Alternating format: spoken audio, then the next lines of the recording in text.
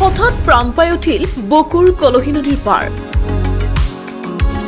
কলহী নদীত পৰম্পৰাগত নাও খেল।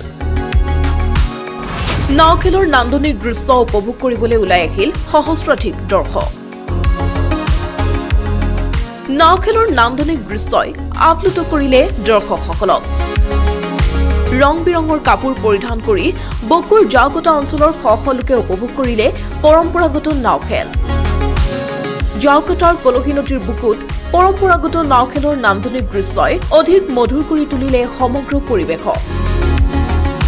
উল্লেখ্য যে জাওকটা আঞ্চলিক বজাৰ ক্লাবৰ উদ্যোগত আয়োজিত এই পৰম্পৰাগত নাও খেল।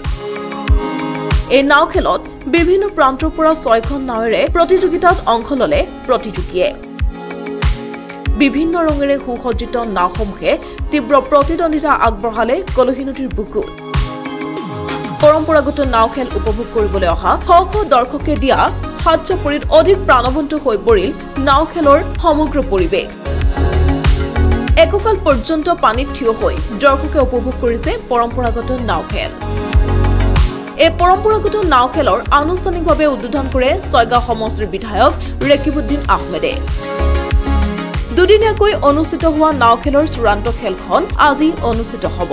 উদ্যোগত নাও খেল প্ৰতিযোগিতাত অংশগ্ৰহণ কৰি নিজকে যথেষ্ট আনন্দ মানিছো।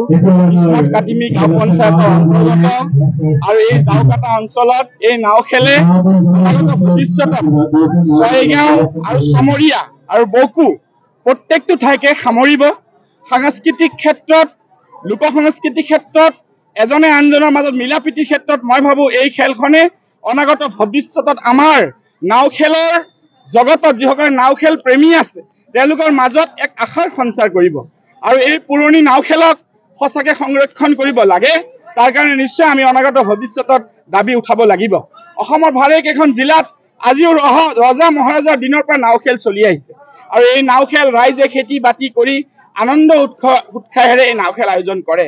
আৰু আজি ইমান পানী বৰষুণৰ বতৰতো উদ্যোক্তাসকলে ইমান সুন্দৰকে নাও খেল কৰিছে আৰু ইমান হাজাৰ হাজাৰ জনসাধাৰণ, ইলেক্ট্ৰনিক মিডিয়া, প্ৰিণ্ট মিডিয়া সকলোকে দেখি মই আনন্দিত হৈছো। অনাগত সময়ত আমি একতাৰ দোলেৰে বান্ধ খাই এই বৃহত্তৰ অঞ্চলক আগুৱাই লৈ যাব লাগিব। ইয়াকে কৈ আপোনাক ধন্যবাদ। নগৰবীৰৰ পৰা আমিনুল ইছলামৰ ৰিপৰ্ট, প্ৰতিবিম্ব লাইভ।